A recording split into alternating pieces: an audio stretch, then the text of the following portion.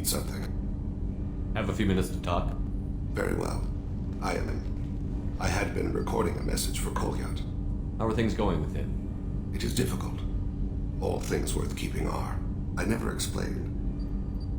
I suppose the story of my wife's death took you by surprise. I figured you'd explain to me when you were ready. I appreciate your patience. I kept my work clear of our home life. I assumed that would be enough to protect Erica. That memory I mentioned before. Laser gun trembles on the target's skull. The smell of spice on a spring wind. Sunset eyes defiant in the scope. That was Erica. That was how I met her. She saw my targeting laser as she walked by and threw herself in the way. So how did she go from blocking your shot to having your children? I had to meet her. The memory possessed and endowed me. I fell on my knees before her, begged her pardon. She introduced me to the world beyond my work. Eventually, she forgave me. Later, she loved me.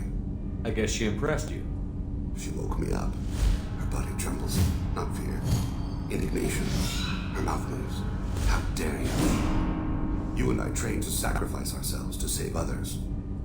How often does a civilian step in the way of a bullet to protect someone they've never met? I thought she was the goddess Urashu. She met my eyes through the scope, and my purpose faltered. When you talked to Kolyat, you said she died. I let myself become complacent. I thought Erica and Kolyat were safe. I stayed away too long, and my enemies came for her. Who came for her? Batarians, a slaver ring that was preying on Hanar outer colonies. I'd killed their leaders. They paid the shadow broker to find out who I was. But they were afraid of me, so they went after her. You told Kolyat that you hunted her killers down. Erica woke me up.